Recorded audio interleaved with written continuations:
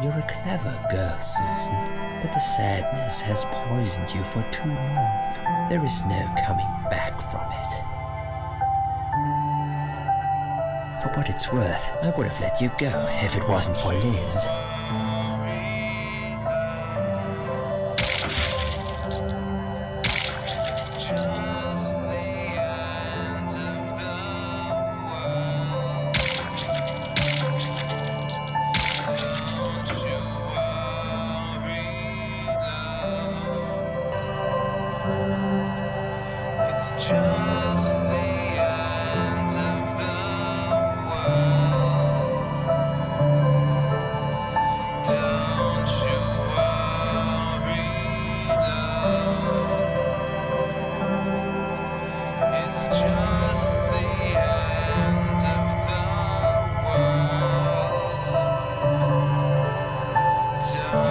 Hello and welcome.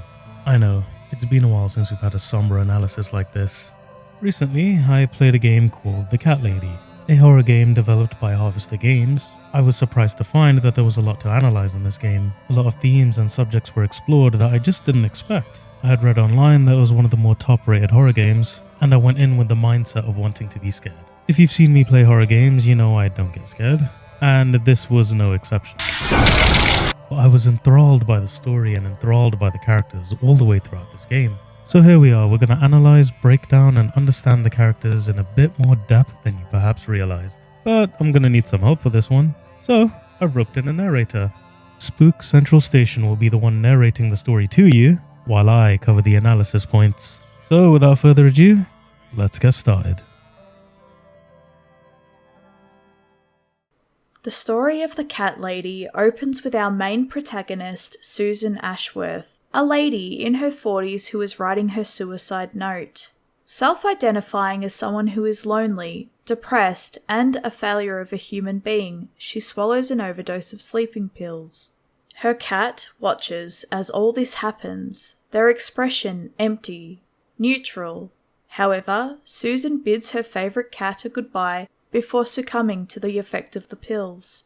Waking up in an alternate world, she explores and finds multiple iterations of her corpse, commenting that although these sights are horrifying, she feels nothing, and the face of her corpse matches her expression in reality.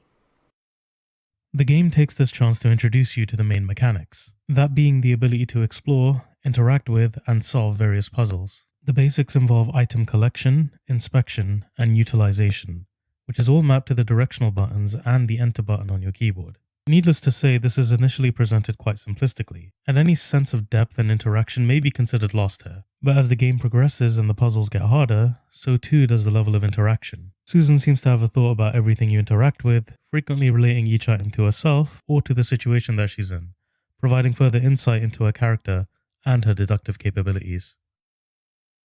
Upon finally unlocking the gate marked with a pig's head, she makes her way to a small house where someone is waiting for her. Initially, she believes this to be the spirit of death.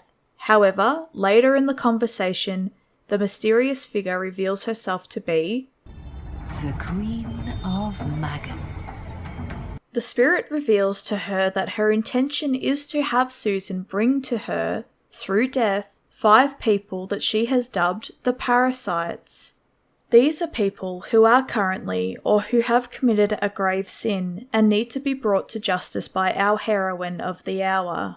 To be expected, Susan is hesitant, as not only does she have her own mental health issues to deal with and the fact that she is now dead, but what the spirit is asking her to do is to take 5 human lives. Regardless of the reason, Susan sees this as inhumane. The spirit tries to convince her by revealing that she too has felt the same way as Susan has in the past. An important detail to remember later. The spirit also provides Susan with another gift, the gift of immortality. This being given so that no matter what, Susan can carry out her tasks regardless of how many times she dies. This is actually pretty smart. A way of explaining why we can constantly respawn regardless of how many times we die throughout the game. No matter how mangled or mutilated Susan is, her body will heal, and she will revive in due time. A clever way to explain why we have all the chances we have to finish this game. Guiding Susan to the next area, showing her body crucified, the spirit now tells Susan she has a choice: to follow her orders to the letter, or...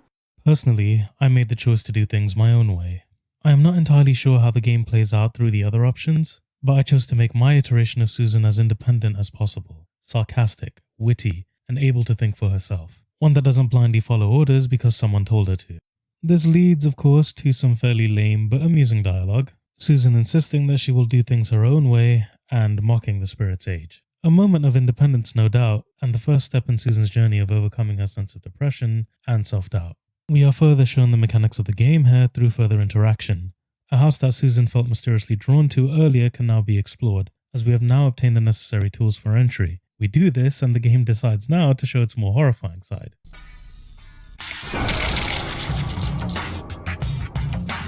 This whole ordeal was a prologue. Susan runs as the stump that was once her arm starts to bleed profusely, and we are tasked with running to the right as the credits begin to roll. And without further ado, we can finally get started with our task.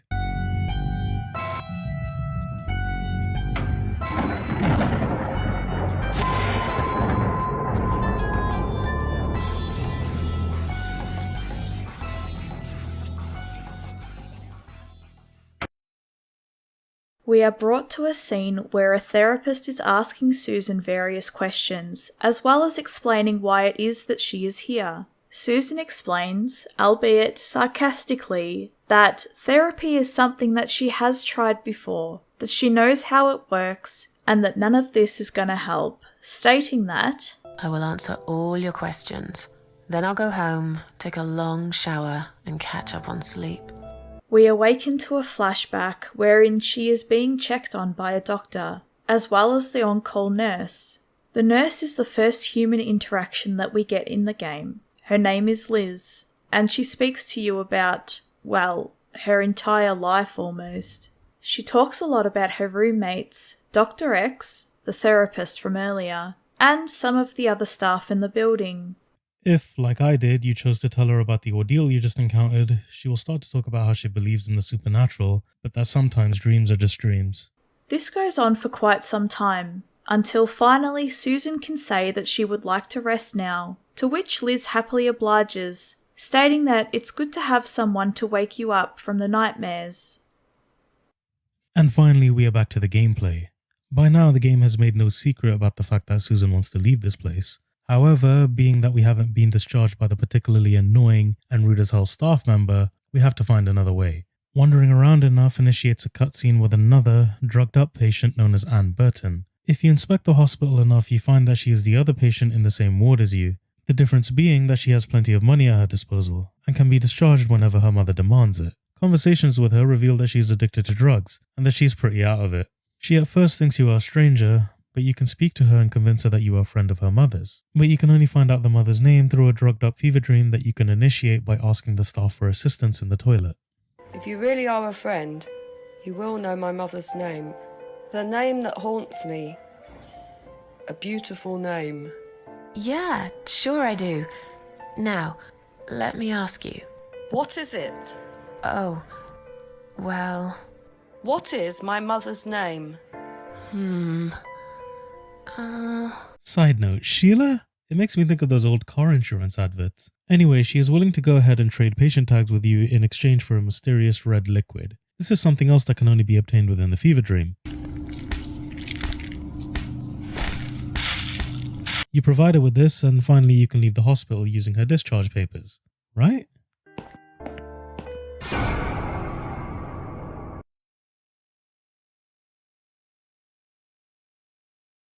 Small analysis here given the limited information that we have. But what we can assume is that she is in her current condition due to coming here from a prominent family. The family itself must have set some expectations for her growing up, and Anne was quick to rebel against them. This is why she keeps saying things like, She said I'd go to hell for it, but I didn't do anything. I didn't know. It's clear that her mother's influence and desire to see her grow into a refined member of society was either too much for her to handle, or she didn't want it entirely. Therefore, she turned to being rebellious, consuming drugs and acting out wherever she could so she could break free from that. Her mother is still willing to do her these favors, and hasn't disregarded her completely. But the fact that she simply throws money at the problems Anne is facing must also take a toll on her mental health.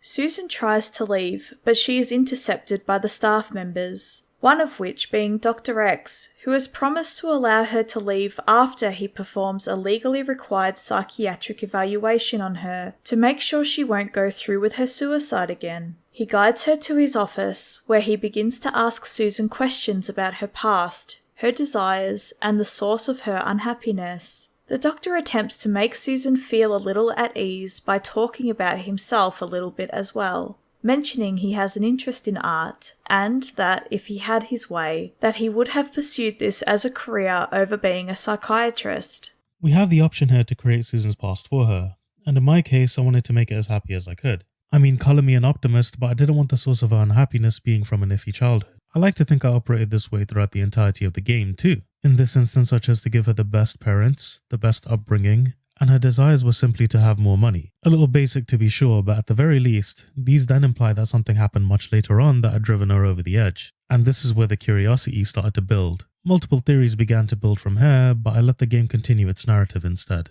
Contrary to my current description of the whole ordeal, I am gonna go out and be honest in saying that I wasn't heavily invested here. And I do think a lot of that could be attributed to the gameplay.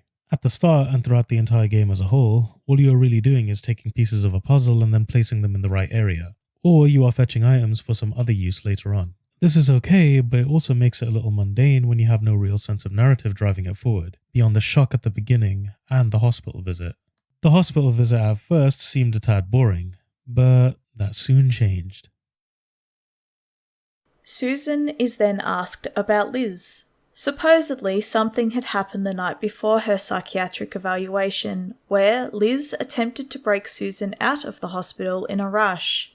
Liz insists that Susan has to leave, that she is a good person, and that the hospital is an evil place. Realizing that the exit that she had originally planned has been blocked off, Liz then guides Susan to an elevator, guiding her instead to the top floor of the building. What awaits?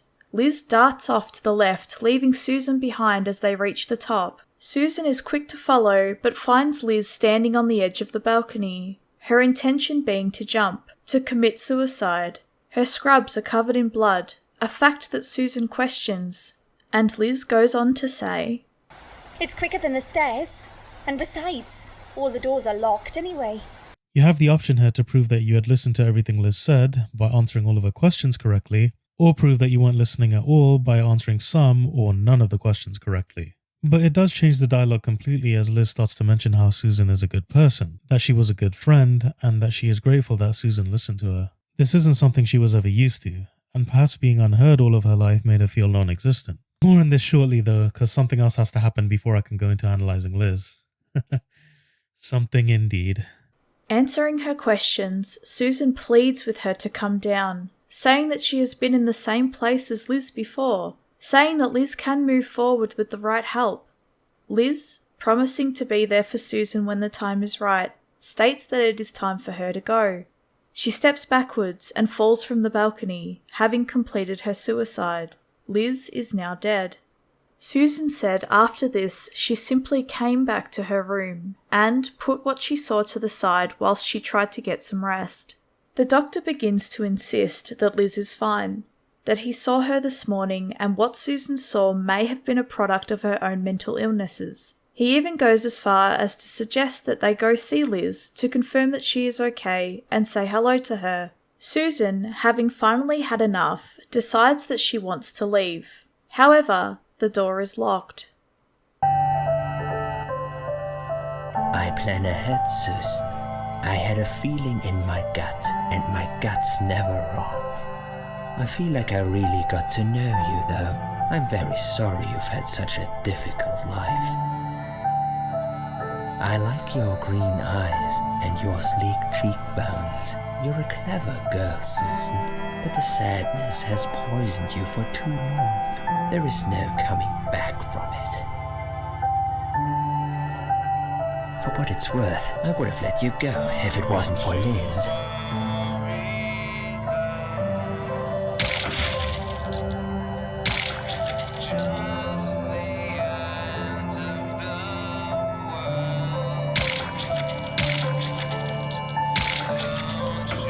This is where I became invested in the game. I don't know if it was the soundtrack, the ambience, the scene itself, or the combination of the three, but this is the moment that was built up masterfully, with the game at first insisting that the horrors that Susan has seen are a result of drug intake or a result of her mind getting the best of her.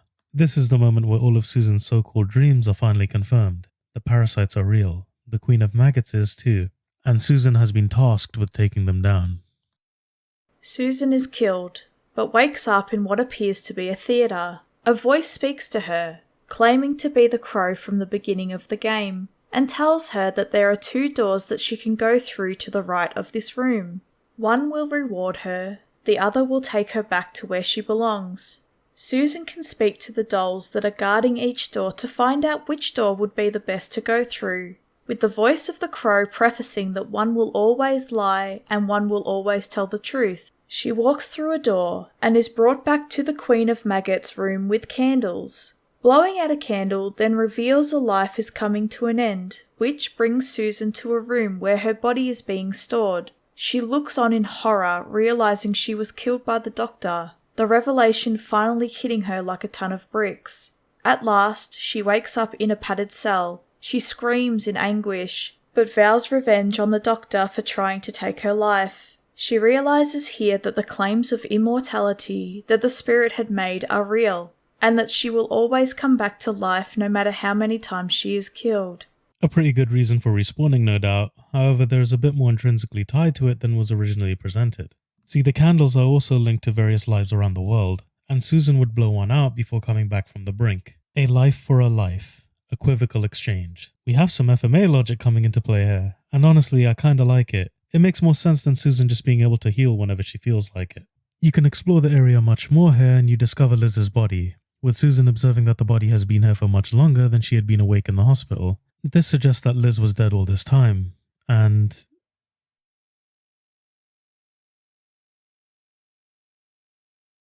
this is what I meant earlier. For all intents and purposes, the game implies that the Liz that you encountered was actually a spirit of Liz who died prior to Susan's appearance. Liz who came from beyond the grave to try and prevent Dr. X from taking another life.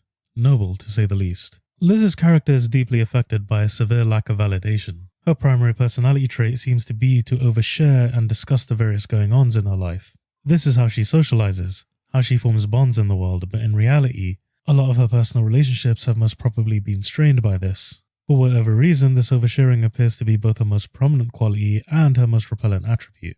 People being repelled by an inherent interest to gossip and sharing her ideas on what people might do for work or what people might be feeling personally. Some could say that this is her attempt at appearing to be deep, and others should say that this is her attempt at trying to fit in. However, in both instances it hasn't ended for her very well. The biggest changing point that pushed her over the edge into loneliness was the timing of her boyfriend's decision to break up with her.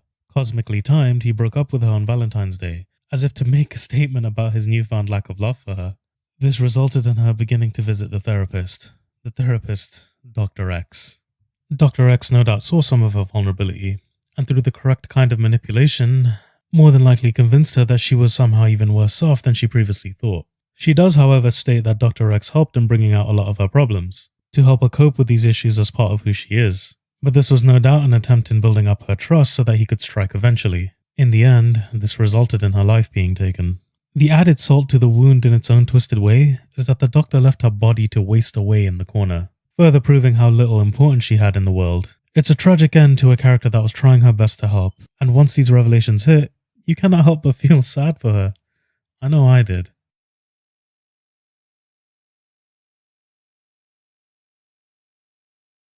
Susan has vowed revenge, and decides to leave the padded cell.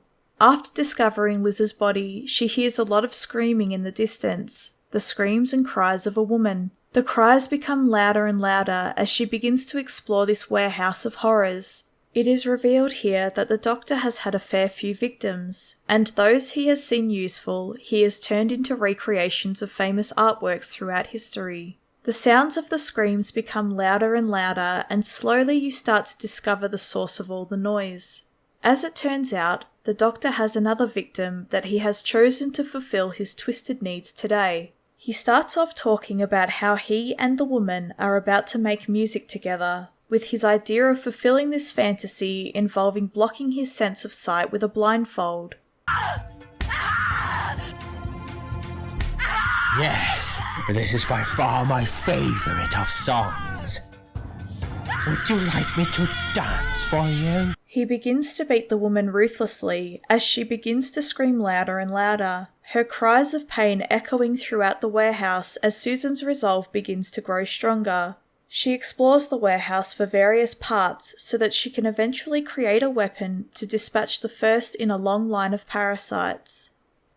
You have the option here to create 2 weapons, either a mace or a spear, none of which have a substantial effect on the story as a whole outside of how the Doctor dies. The parts you obtain are usually hidden among the paintings or in other rooms in the warehouse, and the combination of these items are what lead to the weapon's creation. The screams echo constantly during this phase, giving a much higher sense of urgency and tension. And honestly, I know that this is a free sound, but the pacing between each scream is what makes it so hard to listen to. And I think this is key, because the game is forcing you to work as fast as you can to get out of this uncomfortable situation. It is also worth noting that you have the option to leave, to allow him to live and never come back. There is a set of keys near the exit, and Susan will ponder if leaving is the right choice. Personally, I couldn't let this atrocity continue, and so I chose to go back and get rid of this guy. Weapon made, you sneak up behind the bastard and stab him. He dies fairly quickly, and you set the prisoner free. Susan asks that she forget about this place, forget about what happened and forget she saw anything, which is likely what Susan is going to be doing after this mess.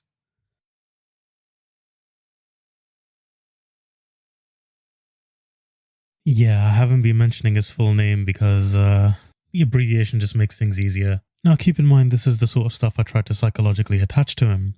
Some of it is said in dialogue, but a lot of it is stuff that I've tried to make sense of. You'll find this to be a recurring theme as I analyse all the characters. Dr. X is a twisted individual, but his desires to express what he perceives as art is deeply rooted in his childhood. I have no doubt that if he was allowed to pursue his artistic ideals, then he would not have chosen to lash out the way he did. However, the entire reason for why he does this is rooted in the fact that he was not allowed to. Take the artistic recreations for example. No doubt that in some way he's trying to prove that his interpretation of these famous paintings are far more enthralling and beautiful compared to the real thing. This is a statement he is trying to make to his mother, the woman responsible for his current life choices. His decision to exclusively target women is rooted in the fact that his mother would not allow him to express himself the way he wanted to. And so he sees his mother and every woman that he comes across and chooses to lash out at them or murder them to use them as part of his sick art show. This is a form of vengeance from his perspective, a moment of catharsis that he can obtain so as to not feel like his dreams are constantly being trampled on. This deep-rooted hatred is further evidenced with his dialogues with his current victim, where he states, Unlike you, I know all art needs to be appreciated. Your scream is like a poem without words.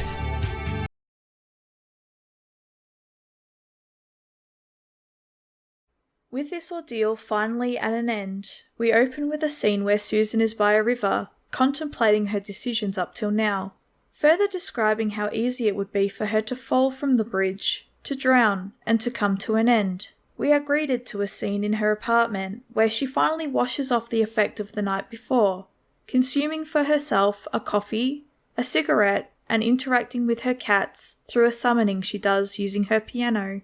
She speaks to her favourite cat once again, telling him that although she had taken her own life before, she will not be doing it again. She will not be going anywhere. She has seen death for herself, and frankly, it wasn't for her. She will endure and survive now as best as she can.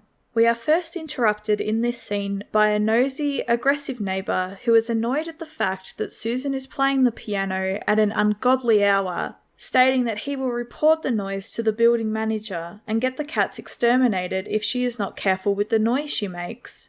This has a knock-on effect on Susan's mental state, with her behaviour coming out as more aggressive as the minutes pass. So this is a good time to mention that at random points in the game, a random mechanic will be introduced if deemed fit for the situation. In this case, it's a psych meter, with both a positive and a negative gauge.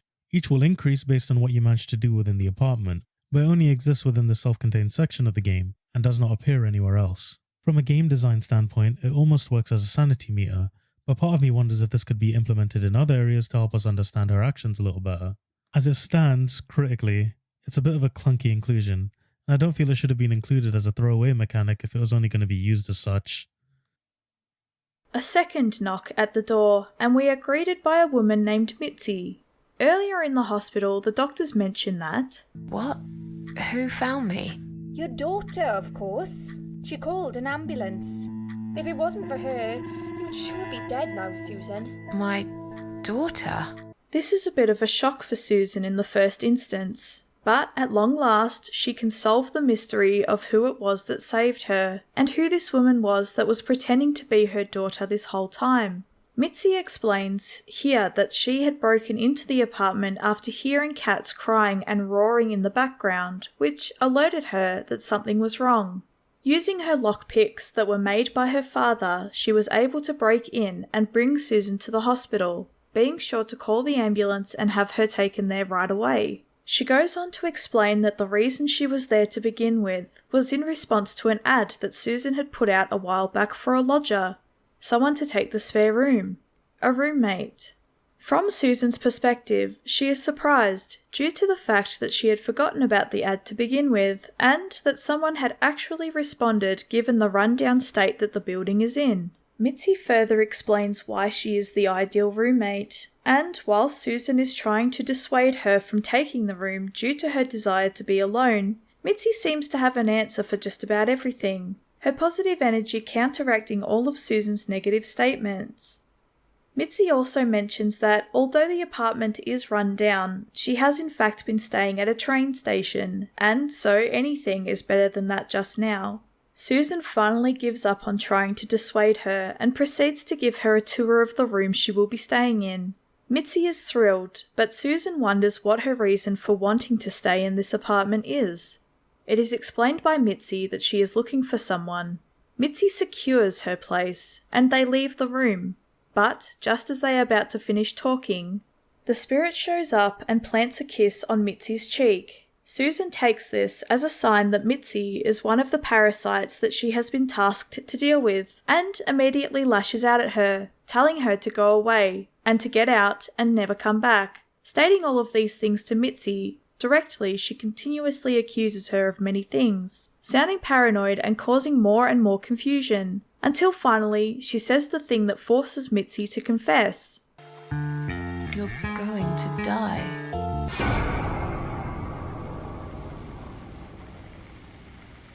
I know. Yeah. I know. But how did you know, Miss Ashworth? Are you some sort of a psychic? Do you possess some kind of supernatural mind-reading abilities? Or is it just so fucking obvious? What do you mean? I don't know how you're going to die, but call it a hunch if you like. That's cool. A hunch. Well, I do.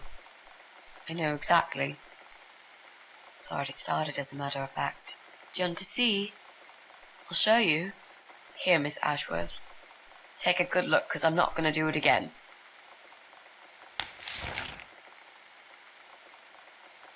Mitzi is a cancer patient, her cancer having progressed too far for her to be able to do anything about it, and this person she is trying to find, is the last thing she wants to do before her time is up.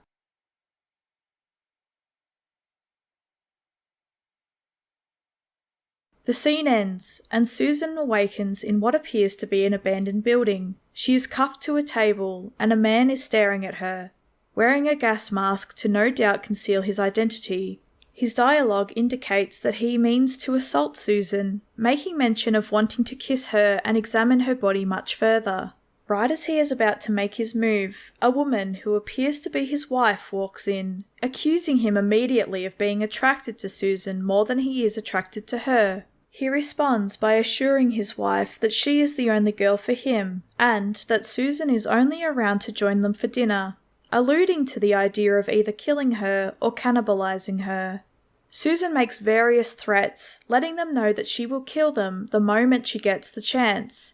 The wife, however, decides that is the least of her worries, and that her husband finding someone else more attractive is her biggest problem. To try and resolve that, she pours bleach all over Susan's face, burning not only her skin, but her eyes too, rendering her completely blind by the ordeal.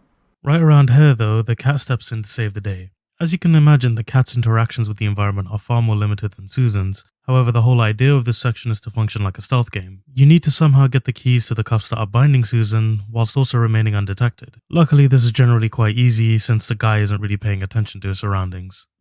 Just before the cat can make it back with the keys, the man visits Susan once again, telling her first that any attraction he had felt towards her is now gone given the fact that her face is mangled from the bleach burns, that he has some standards that even he would follow. He lets her know that he is capable of kindness, and that his idea of showing kindness is to provide her with a revolver so that she can take her life should she be able to find where it is. Her blindness, of course, prevents her from being able to do so, and so he leaves the gun on a table nearby and leaves the room, his insanity on full display as he makes up dialogue between himself and her. The cat manages to make it back to the room and gives Susan the key. After being able to remove the cuffs, she manages to fumble around enough to find the revolver on the table.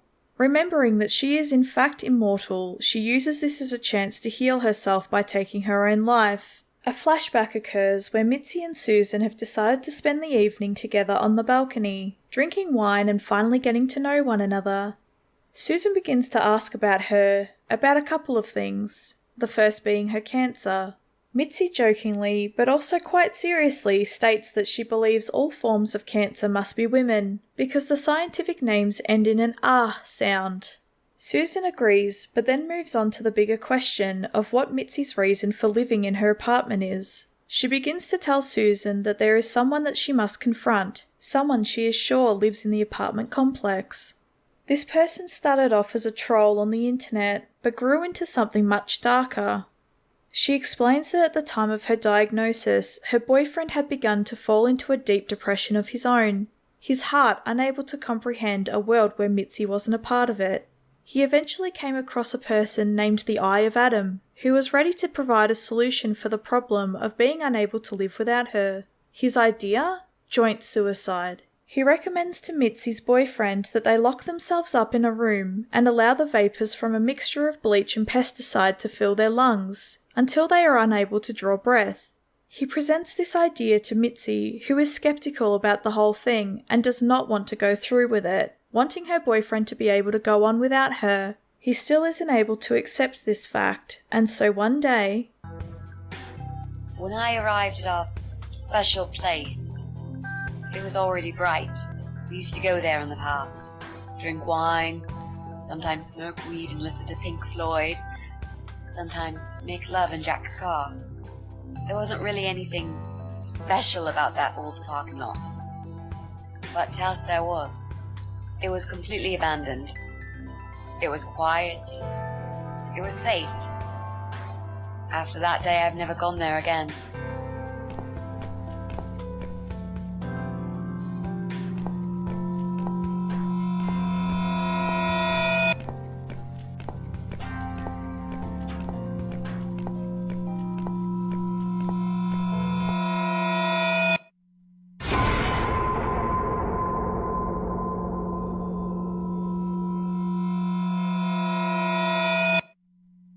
She starts to talk about her intention. She does not seek to take revenge, but to receive closure from being able to shed light on the problems and heartbreak that the Eye of Adam has caused, by looking him dead in the eye and making sure he is completely aware of what he has done.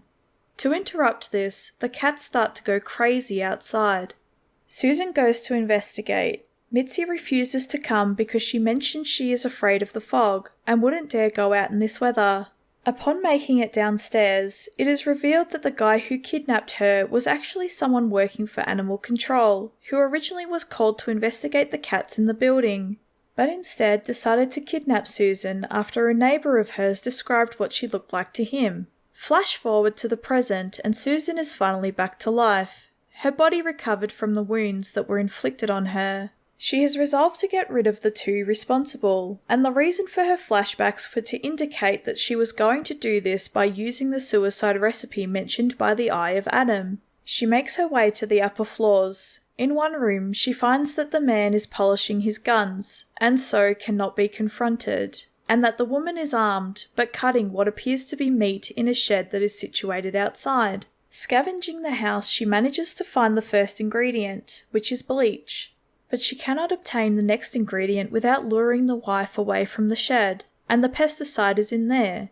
She does this by calling the house phone, thereby forcing her to leave and make her way to the front of the house. Susan manages to sneak in and steal the pesticide, and uses the gas mixture to kill the man of the house. She retrieves his rifle and decides that the wife also needs to die, and so goes to the back of the house where she spends most of her time. Hunting her down with the rifle that her husband was so proud of, she doesn't go down without a fight though. She of course puts up a struggle before Susan is finally able to pull the trigger. Susan leaves, having finally put the killers to rest.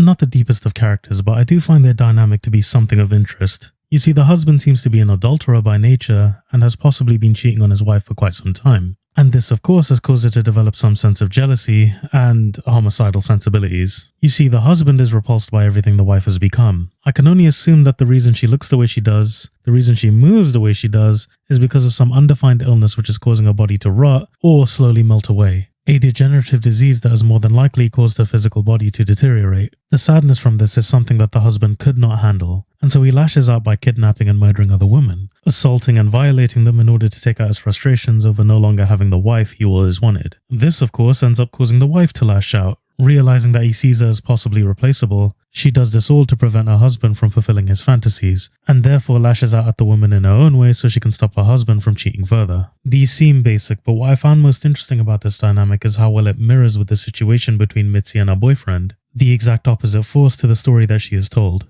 The story that Mitzi told was one where she and her boyfriend would die together, regardless of the disease that was slowly eating away at her body. These two, on the other hand, were the extreme opposite of that spectrum, showing what could happen if either of these parties deemed each other as replaceable. The extreme, of course, is played up because of horror, but the way the husband acts seems like a small-scale James Sunderland, someone repulsed by what his wife has become, and carrying around a lot of sexual frustration because of it. The difference being that his wife could still retaliate.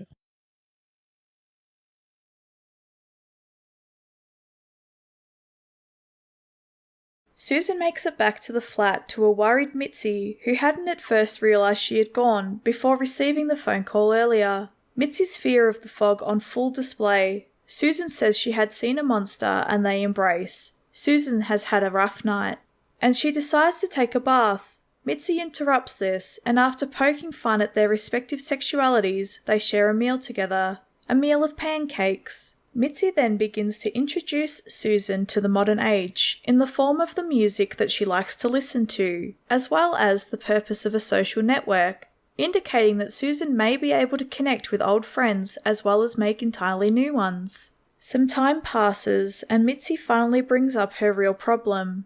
She isn't entirely sure how to approach finding the Eye of Adam. She is aware that he is located within this apartment complex, but she doesn't know if she should be doing this deceptively or if she should just knock on every door and be clear with her intention.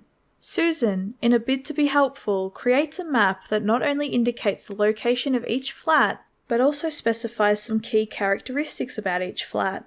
Mitzi tries to probe Susan more about the problem she is facing, stating that she really wants to be friends with her, saying that trust is a key concept in every friendship. Susan responds by saying that her personal problems aren't for anyone else to deal with, and that Mitzi made the choice to open up, something that she does not intend to do herself. A knock on the door. Susan answers to a man holding flowers. The man's intentions are unclear, but before Susan has any time to react, the man begins pacing forwards and knocks her out with a hammer. Knocked unconscious, Susan enters a dreamlike state, a crow being very present within her mind. The puzzle design here takes another significant leap. It requires that you use your visual comprehension and pattern recognition skills over just a simple fetch quest. Since it can be assumed that the previous altercation in fact killed Susan, then we can look at this puzzle design not only to help resurrect her, but to also help her come to grips with the events that she has gone through so far. You are essentially required to use these skills to accomplish two things: obtain a second version of yourself to use at an elevator nearby, and kill an older version of yourself so you can blow out one of the candles the Queen of Maggots has. Once done, you can finally progress forward.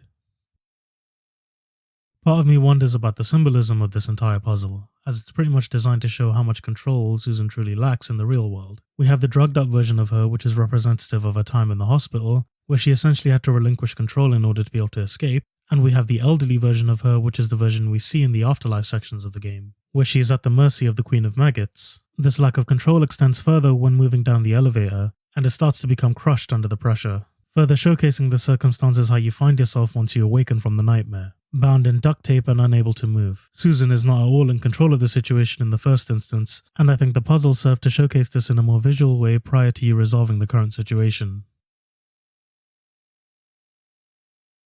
Susan awakens in her bathtub, wrapped in duct tape, with Mitzi also bound behind her. Mitzi begins to panic over the situation, stating that in their current condition they will be dead before the night is up, while Susan resolves to try and escape in the hopes of killing the person responsible for this. Mitzi, whilst panicking, is unable to do anything except think about their current circumstances. Some sarcasm and some struggling later, Susan becomes calmer, more somber. Perhaps it's because she feels she is about to die, but she starts to open up to Mitzi about her depression, the cause of the problem, and why she is the way that she is. She begins to talk about the fact that she loved flowers once. I used to like flowers, you know, like everyone else, or even more. There was this guy. I should have told him from the start I wasn't interested. But I didn't. Maybe I was interested. In a way, probably. Flattered would be a better word. It was 10 years ago. I can hardly even remember him now. He did that thing every week, because he knew Eric was at work and I was in the flat alone. So every Friday night I'd get flowers delivered by a courier. Who's Eric? Your partner? My husband. We are brought to a flashback, which took place 10 years earlier, the scene littered in text on the walls representing the panic that Susan is feeling over nothing more than a simple phone call. Susan hurries over to the phone, and on the other line, a man. You are right to assume at first that it is her husband, who must have sent her flowers while he was at work. But instead, we discover this is another man entirely. There is a lot of implication here, and depending on how you respond in his dialogue, you can make it seem as though Susan may have in fact had an affair with this person, or just has a stalker on her case. I went with the latter if I'm honest. Sue me, I tried to answer as I would. Susan tries to shut him down, but is also flattered by his advances, which is easily recognisable in the way she responds to him. She says that she likes the flowers, but that this needs to stop. She is happily married and does not want anything to ruin that. The man says that he is hopelessly in love with her and refuses to back off. He makes the point that she answered the phone and continued talking despite finding out who it was on the other side. He poses the question before she hangs up. When I call you again next Friday, you will answer the phone, won't you?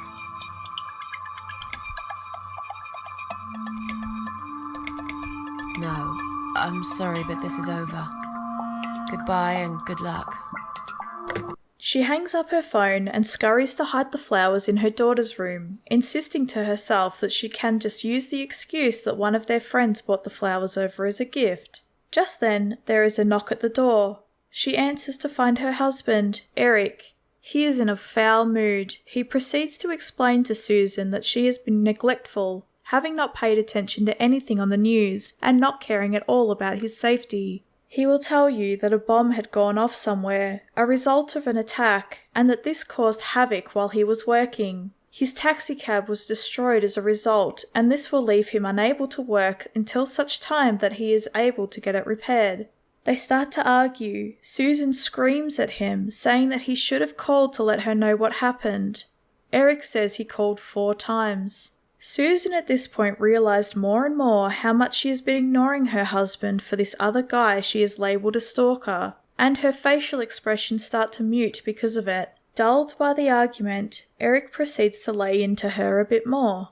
Yeah, you were busy with the baby. Every time it's the same old story. Just then, a call interrupts their argument. Eric, thinking it will be his friend or colleague Jerry, tells Susan to answer the phone. She answers, and on the other end, her stalker. He claims he needed to hear her voice again, but Susan pretends that the person on the other line is in fact Jerry. This is to ensure that Eric does not become more aggressive, as well as make sure her recent secret remains that way. Eric insists that he needs wine to get through the rest of the night, but in his inebriation, he takes out a lot of his aggression on her. He starts to infer that Susan does nothing to help him or to maintain their house, that her life suddenly revolves around the baby, that she doesn't care even remotely about the rest of her life outside of the child. Susan attempts to get out of this by explaining that she needs to check the baby, to close the window otherwise the baby might get cold. Eric argues back, saying that it is the hottest day in a while and the baby is not likely to freeze. Susan cannot argue back against this, and so they continue to argue about her role and whether or not she is filling it. They do not notice the fact that a storm has started. It has begun raining excessively, temperatures have dropped significantly. The baby was born with a rare disorder that causes their lungs to collapse when they inhale pollen. This eventually causes the baby to die, and all the while they continue to argue. Cut to the present, and Susan explains that the grief over losing the child was simply too much for Eric to handle, that he decided to leave one night and never come back. She had filed a missing persons report, however, by the time the police had found Eric, he had already drank himself to death. Mitzi states that she finally understands why it is that Susan is the way she is, that her depression finally makes sense. Mitzi finally understands.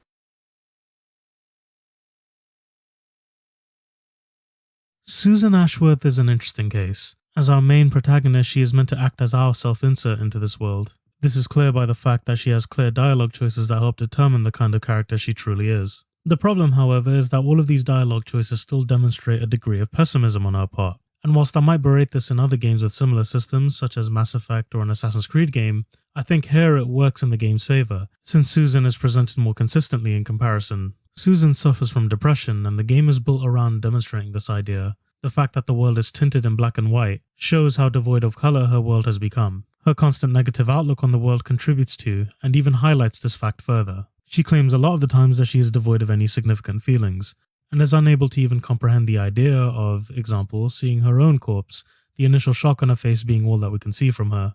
Depression is a lot like that. I did a lot of reading into the subject before attempting to write Susan Ashworth's part, and the symptoms feel pretty well aligned. Lethargy, loss of will, barely eating, or sometimes excessively eating, feeling no joy from the things she used to feel. Typically, those who suffer from this have some kind of anchor to hold on to, and in the first instance, the cats serve as this, these being her only source of joy in the world. The title of the game is a reference to her love of these cats, as well as how they have helped her throughout her many emotional breakdowns. At the beginning of the game, she mentions she is a worthless human being, a waste of life, someone who cannot do anything right. At first, I couldn't understand why it was she felt this way, but upon reaching the later points, especially this part, the game makes it clear now why she feels the way she feels. For most people, being a parent is the most rewarding thing you can become. Susan no doubt felt the same as the majority here, her daughter representing her chance to do this at last. The actual decline in her relationship with Eric seemed to matter very little to her, as her desire to raise a child was ever present, as the arguments between her and Eric seemed to imply. But all that changed the night the baby died. A part of Susan died that night.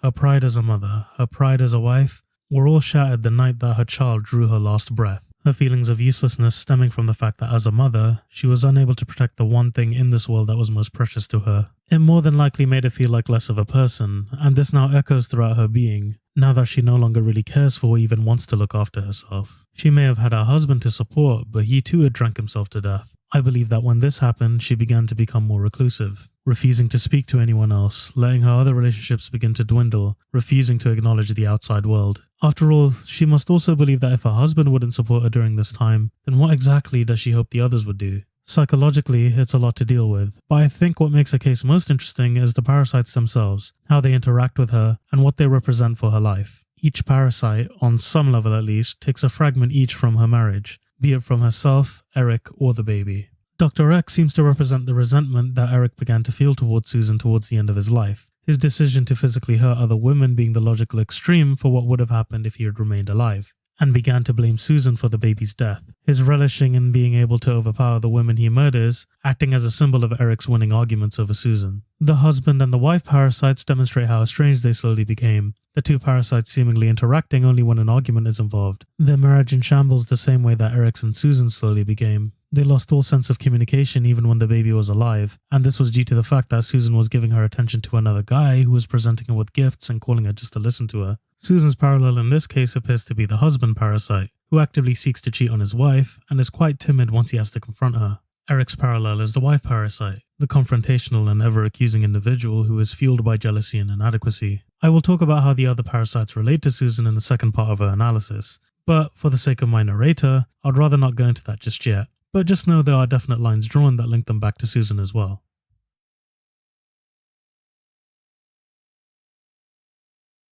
Mitzi finally understands, but this is soon interrupted by the fourth parasite who has come to collect Mitzi, presumably to kill her. He drags her out of the bathtub, not coming back for several minutes as Susan continues to ponder the situation.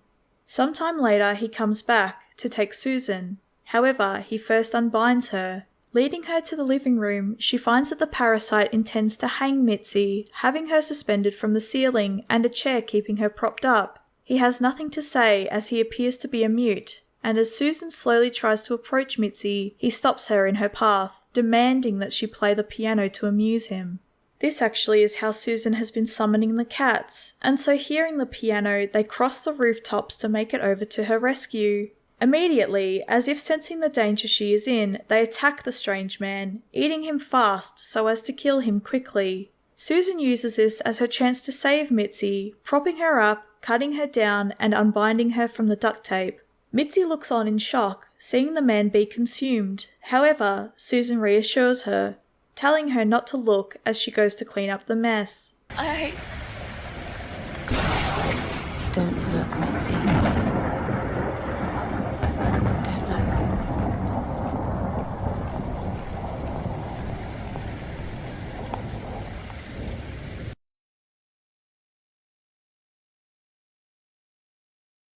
It's a little difficult to be able to sum up this one purely because his interactions feel very minimal. You don't truly get a bearing of who he might be, what he's like, no sense of character at all, honestly. He screams randomly, he attacks randomly. His character is completely barren outside of a small fear of cats. Because of this, I had done some research instead of analysing. The research based on a smaller clue that I noticed when first meeting the killer. The goddamn flowers. What I found interesting was how the flowers that the guy used were the same as the stalker originally gave her, and that gave way to a theory that I managed to align with my own, that perhaps the stalker is the fourth parasite. The smallest of leaps in logic, but hear me out just a little bit. Susan admits that she is reclusive. Since the death of her daughter and husband left her in shambles, she most likely cut herself off from the rest of the world. And so it made sense that the stalker was unable to keep track of her, and was unable to keep up his efforts. The one big hole in this is that he was well aware of where she lives. It's possible that as a stalker, he was keeping an eye on her constantly. Being that she wasn't really interacting with the outside world, he too was unable to continue interacting with her the way he did. But recent events meant that she was leaving her apartment more often, talking to more people and actually making an effort to socialize given her current task. Seeing this, he saw this as his opportunity to finally strike, providing her with a symbol of the past to perhaps remind her of the memory of him. It is a little strange that with this theory that Susan does not recognize him, however, being that a lot of their dialogue was over the phone, they had only met once. We could chalk this up to poor memory on her part.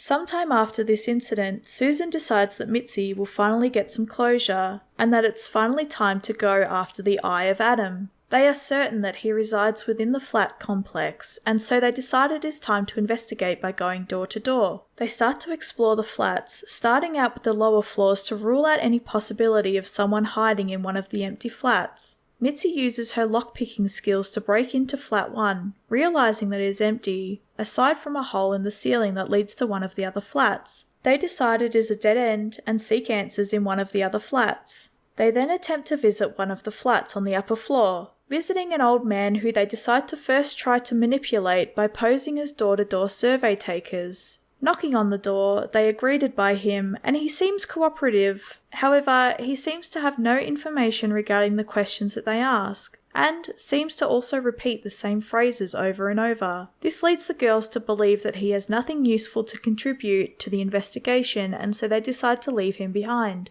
Visiting the ground floor, they come across one of the neighbours who is currently cleaning up a mess in the main reception.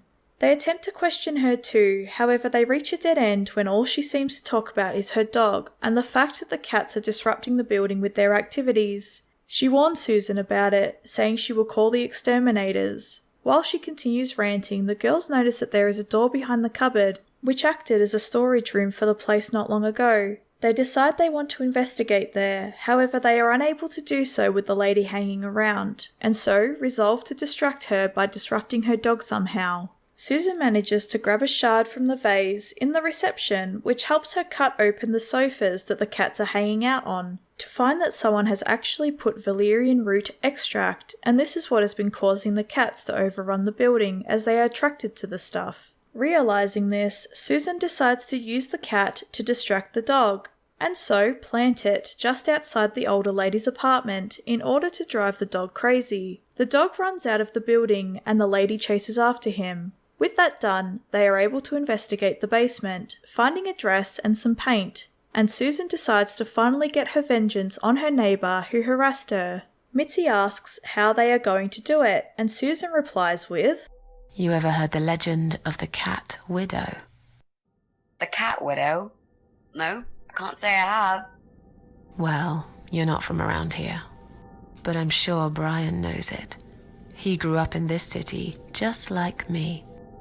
They need to retrieve these 3 items before Susan can enact her plan, and so they resolve to further explore the other apartments so that they can find a way to do so. Remember the hole in the ceiling? They manage to find a broom so that they can reach up there, and a ceramic cat falls from it, which reveals a key to the apartment just above, that no one answered when Susan knocked. They make their way there, and they are introduced to a fairly normal scene at first. A very archaically decorated room with an old TV and some curtains. They move further into the back room, and they find an empty room, housing a laptop as well as a door marked with 666. Susan, given her previous experiences, is made uneasy by this. However, Mitzi is sure that she can get into the laptop as long as she can go and get her charger. Mitzi leaves and Susan waits, but she appears to be taking a fair bit of time to get the charger. Susan manages to find a key that leads to the room with the 666, and she is greeted by a mannequin in a bathtub and a glitching mirage, indicating that the neighbour has in fact been up to something sinister. She hears the front door open and tries to escape, but not before she is confronted by the neighbour. This is Joe Davis. Susan described him as a nice guy earlier, but these revelations have suddenly painted him in a different light. He starts to go crazy. Why did you have to ruin everything? What have you done, you stupid, evil bitch?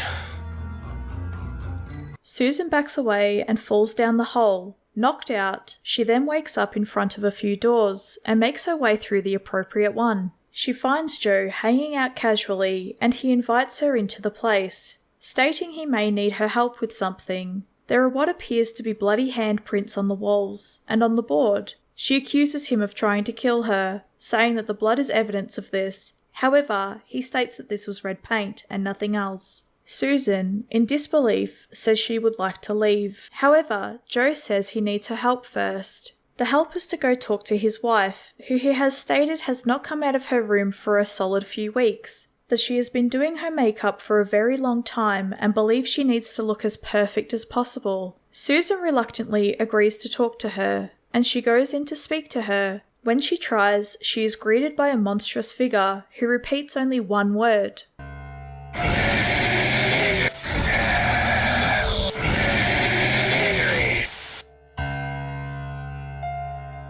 Misery. Is that what you said?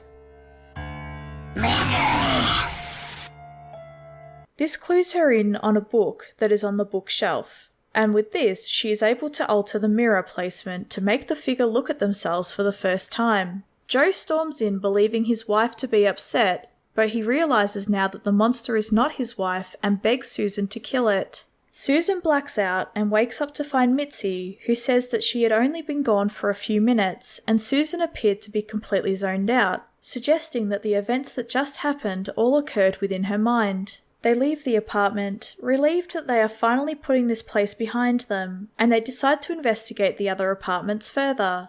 They make their way to the upper floors and decide to knock on another neighbour's door, Pauline, a single mother who they also suspect of being the Eye of Adam. Susan is a little uneasy around Pauline's child given her past, and so Mitzi offers to handle all of the speaking. A bit of manipulation takes place here where they pose as auntie and niece, with Mitzi acting as the student looking for a job as a babysitter to pay her student loans. They manage to charm their way into Pauline's flat, with Mitzi running distraction so that Susan can find a way to force her out of the apartment.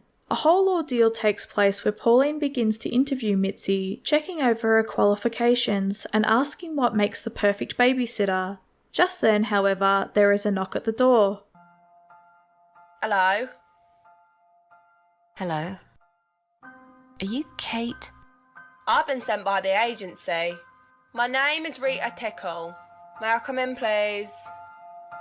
It is a bit of a comic relief scene, with Rita acting as more of a British stereotype than anything else. From her accent to the way she presents herself, she goes on to list off her qualifications, despite the fact that Susan claims that the position has been filled. Finally, she gives up and decides to report back to her head office to find out exactly what happened. Susan goes back into the apartment and discovers a pair of scissors near the baby. Disgusted at first, she takes the pair of scissors to enact her now new plan, which is to cut off the power supply to the upper floor to cause a panic, which would force Pauline out of the apartment and give Mitzi a chance to look at the laptop. Another knock at the door. Susan answers, and guess what? It is Rita Tickle once again. She once again goes off to list off her many qualifications, despite the fact that yet again Susan states that no one is looking for a nanny. To try and stop Rita's advances, Susan tells a lie to say that she is giving the baby up for adoption, to which Rita replies with, I've decided to give my baby up for adoption. You're an evil person. With Rita gone, Susan finally goes to enact her plan to cut the power lines going into the flats. She does this, and all of the residents come running out of their doors, including Pauline. This gives Mitzi the chance she needs to finally take a look at the laptop to confirm her suspicions. This, of course, leads nowhere and leaves the girls back at square one. The flat across from Pauline's belongs to someone named Jesse. He also comes out of his apartment, noticing that the power line has been cut, and so offers to go and get some things from the shop to fix the issue, since the building managers aren't very easy to reach. Pauline thanks him for his help, and with that, we are able to now go into Jesse's apartment to investigate further. We get one final scene with Rita. Hello. Who's that? My name is Rita Tickle. Rita who? Where she attempts to get the job once again, but Susan states she has never met this person and the girls leave. The girls make their way into Jesse's apartment to try to find out more information about the Eye of Adam. They are not able to switch on the power in the apartment due to Susan's plan. However, they manage to find an extension lead which they throw down into the empty apartment on the lower floor to try to get power to his PC. This works and the girls are able to sign in, only to realise that Jesse too is not the Eye of Adam. The shortest of the investigations, Susan is able to retrieve a mask from the apartment, which would help her to enact her plan further. They make their way to the basement to finish off the costume for their plan, and from there, they begin. He stopped, paralysed. He'd heard something right in front of him. A whisper. More like a purr. She was there, in the dark corner of his living room, waiting. Black veil covering that pale, dead face, and yet he could almost feel Cat Widow's eyes piercing through him. She came closer, like a ghost, and swiftly removed the veil.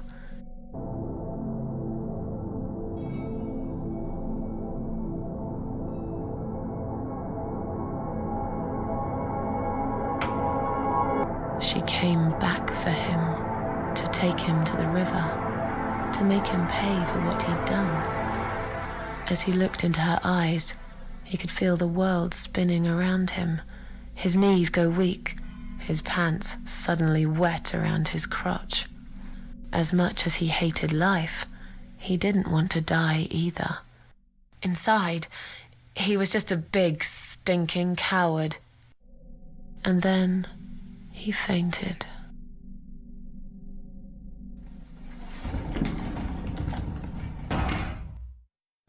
Their plan enacted, they manage to log into the neighbour's laptop, but they only confirm that he too is not the Eye of Adam. With all of the apartments investigated, they finally make the decision to go back to their flat. A fruitless day, yielding no results. They are both quite disappointed. They make their way back, but not before we are shown one final thing.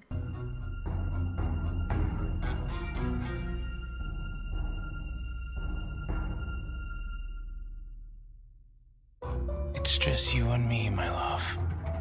No one will find us here.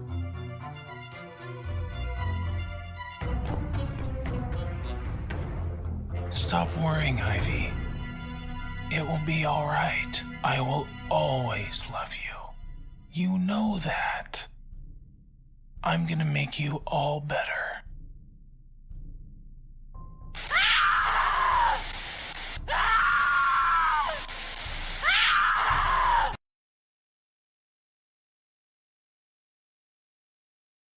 He is a strange case to say the least. Many of the characters before display some of their darker sides, so at the very least you know it on the outset.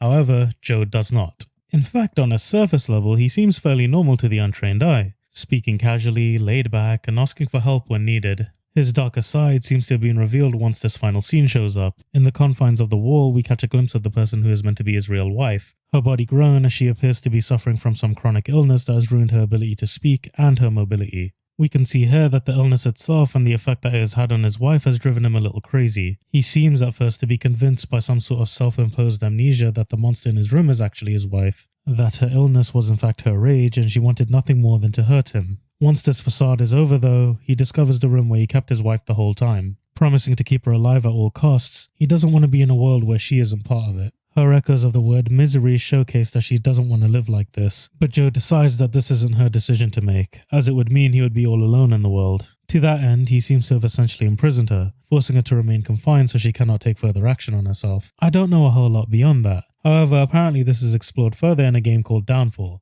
created by the same developers, so maybe I'll look into that?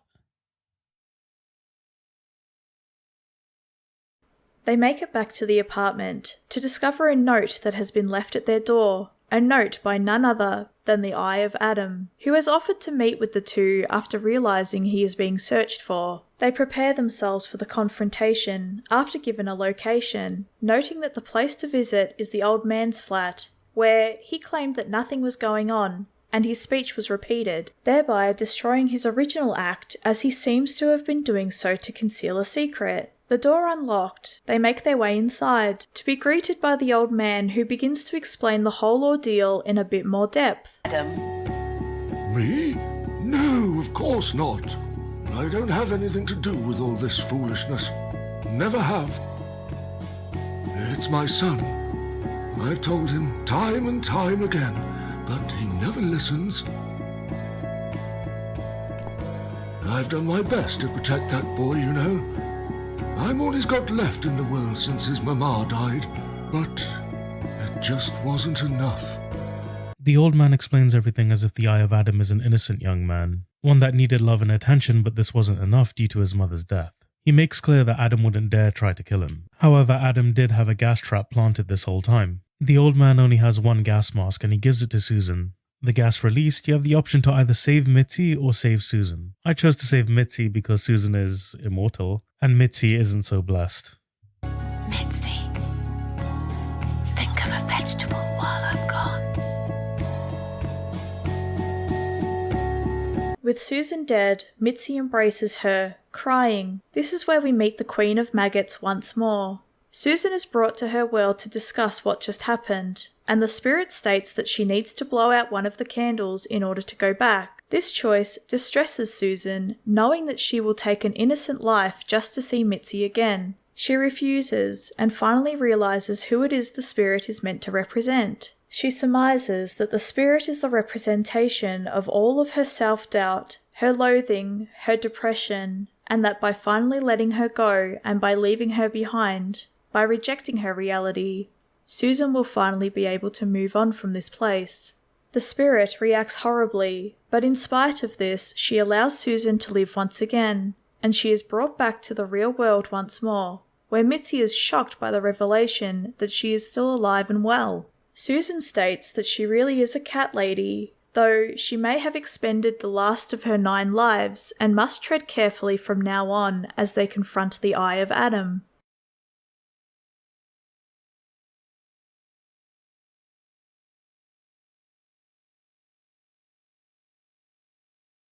The Queen of Maggots is a bit of an enigma, with Susan's most recent statement contradicting totally what she said at the beginning of the game. Susan claims that the spirit is in fact part of her, the manifestation of all her sorrow, and this aligns with the spirit's initial empathy over her situation and why she would have chosen her to carry out these tasks. However, this denies the idea of a supernatural premise completely, indicating that she would not have had the power to grant her immortality as she did. And so I had a few thoughts, and I managed to begin to understand what she was entirely through her given name. Whether or not this is true is yet to be seen, however I would like to present the idea as best as I can. The Queen of Maggots exists on an entirely different plane to the rest of the world, unable to actually physically interact with the real world the same way someone like Susan would. She is skilled at deception, and is capable of manipulating most if not all, assuming Susan is not her first, of her victims, into eventually doing her bidding. She is also able to show them things that are physically impossible, to grant abilities that are far beyond human understanding. This indeed confirms her status as a god, but I came to realize that her acts were far more selfish than they originally appeared. Maggots was the key here. It is my opinion that she takes interest in those with nothing left to live for, providing them with purpose so as to ensure they can do one thing: feed her. There is never any inference of this beyond a scene where her home seems to be infected with maggots, but I believe that in giving these souls purpose, they act as a proxy to be able to provide her with the meals she so desires, that being the souls of those who sinned. From a psychological standpoint, this would also mean that she reasons with herself a little, convincing herself that she is doing the world a service by removing the souls of these sinners from existence through her desire to consume them. But in reality, she could have been consuming anybody, even Susan if she wished to. Her empathy for Susan seems to stem from this idea, as she is more likely recognizing what she is doing is wrong, but the feeling of hunger overtakes her each time, which in turn causes a bit of self-hatred on her part. On a surface level, I understand how basic this must sound, but when you really think about it, it goes to show how masterful her manipulation really is. The ability to choose her victims expertly, showcasing that they have no redeeming qualities, and are deserving of the divine punishment that our proxies are about to inflict on them.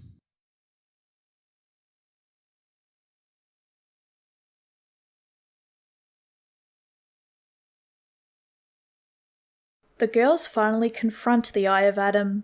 What they find disappoints and horrifies them. All this time, the person who drove Mitzi's boyfriend to suicide is himself disabled. He is only able to operate his computer with additional technology, which allows him to manipulate it with his eye. The girls, in shock, are dumbfounded at first, but Mitzi is still determined to continue with her goal, even if she has in fact had different intentions this whole time.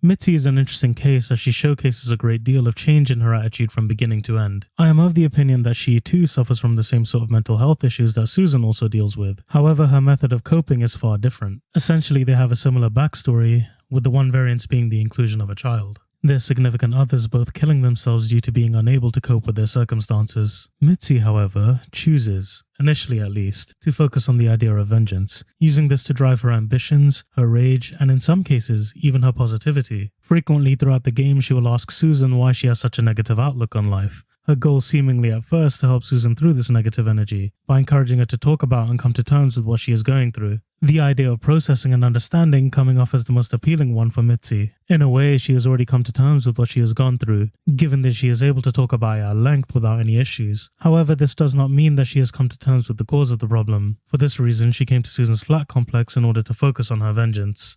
I approached this from two perspectives when she first drew her weapon. I at first believed that she had taken notes from the various circumstances that she and Susan had dealt with together. noting that some people perhaps needed to die due to the way they treated other human beings, noting how the fourth parasite had actually been killed through Susan's efforts, and seeing that Susan accepted it as something that needed to be done. Mitzi too wanted to follow this example, doing what she felt was deserving, and accepting it as a necessary sacrifice. However, Mitzi then says this was her intention the whole time, that she had the gun in her possession, and that her desire to talk it out was something she had told Susan in order to get her help, and in order to gain her trust. This suggests a sense of manipulation, a quality present in the Queen of Maggots that she too had adopted in order to be able to achieve her revenge. It's funny, Mitzi actually possesses some of the characteristics of almost every character in this game. She acts as what was initially intended to be the most balanced and moral character within the game, but the increase in tension and her desire for vengeance this whole time twisted her and made her into who she is now, and this became her sole goal. Well, nothing to say? Nothing at all? Aren't you going to beg for your sad little life?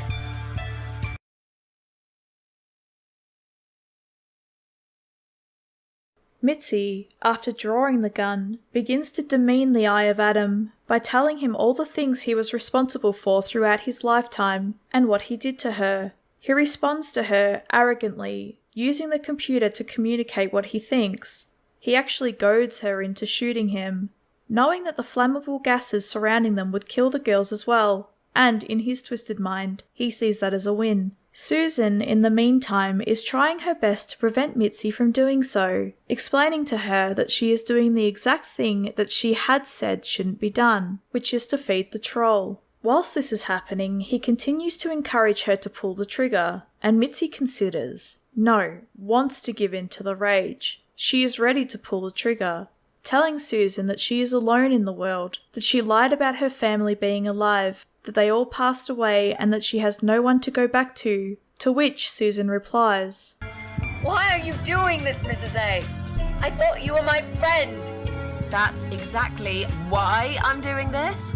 Even if we survive the explosion, how will you be able to live with yourself?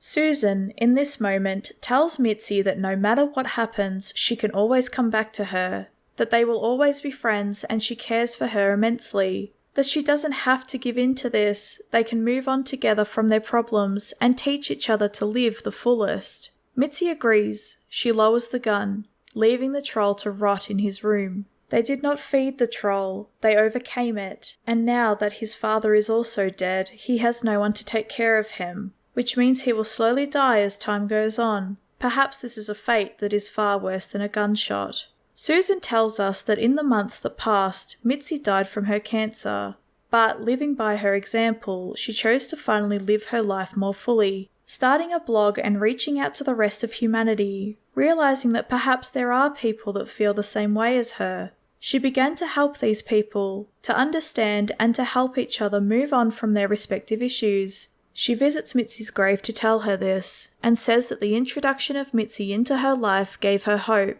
and with each passing day, she will learn how to smile again.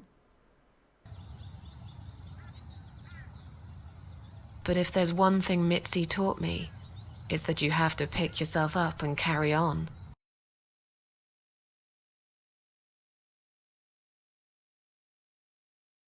The conclusion to Susan's arc? A hopeful message. I like to think that the reason she was able to move on from the horrors of this game, as well as the trauma she had been dealing with for a decade alone, is because she found a friend in this world. Yes, I know it sounds cheesy, but before I tell you why, I need to talk about the troll. The troll doesn't have a massive backstory, but the quick analysis for him is that he hates the world for what it did to him. It can be assumed that the reason he was in the condition that he's in is because of an accident or a disease that he would have been born with. This no doubt filled him with rage, traumatized him, and I believe, at least, made him the subject of great ridicule. He would have absolutely wanted the chance to take revenge on the world that wronged him, and so he took up the chance finally when he was able to obtain a computer to communicate. Retreating to the online world, he took up the alias, Eye of Adam, using this to facilitate his revenge throughout his life, preying on the weak but letting them know that at first that the online presence was a safe place, and he took it a step further through manipulation and deception, acting under the guise of a protector and a helper, convincing others that his suicidal solutions were the best way to go, that the world wasn't worth living in. He was driven insane by the way the world hurt him, and so his newfound power allowed him to take control, to decide for himself who gets to live and who gets to die. This sense of empowerment made him feel strong, capable again, and became something of an addiction based on the power that the Eye of Adam alias gave him. And so he continued, over and over again, This guy parallels directly with Susan's ending arc, where he chose to go online to enact his vengeance. Susan did much the opposite, using her newfound presence online to truly make a difference in people's lives, giving them the safe space they crave to talk about and work through their problems with someone who could understand what they went through on a daily basis. Preaching that suicide is not the answer, that she tried and it did nothing to help, her methods revolving around communication over destruction. Susan got here because she found a friend, someone to talk to and understand, to speak to and to help, to give her a sense of fulfillment and the desire she had to be useful. But more importantly, Mitzi represents a daughter figure, Susan's source of her self-hatred coming from failing as a mother. With Mitzi, she finally had the chance to make up for this, to make a difference in someone's life and make sure they were going in the right direction, to make them feel loved, appreciated and understood, and ensuring they would never again do something that they regret. This imbues Susan with the passion to continue, her memory of Mitzi always echoing in her mind as the driving force behind her newfound desire to help others. And who knows what the future holds for her. I imagine she would have continued to lead a much better life, and that she began to feel happier and more at peace with herself as life went on. Together, maybe we'll find out someday. It doesn't matter that life isn't fair. It doesn't matter that you make mistakes. You fall and rise again. Worlds full of liars, traitors, cowards. But every now and then, you meet someone like Mitzi, who will just smile at it all. Now, I've forgiven the world and myself too. I teach myself to smile again. One day I'll get there. I know I will. Even if it takes me not 9, but 900 lives.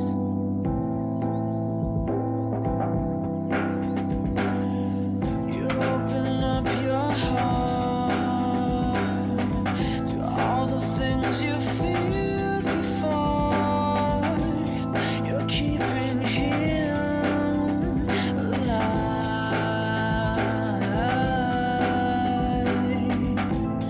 You are my star. Thank you all for watching. I very much appreciate your patience on this video and how long it took to actually get out. I'm going to be brutally honest and say I kind of put it off for a little bit because it ended up being quite a long video. However, finally I got it out and here we are. Special thanks to all of you, my subscribers. I thank you very much for viewing, and if you're new here, feel free to hit subscribe if you enjoyed the video, but there's no pressure.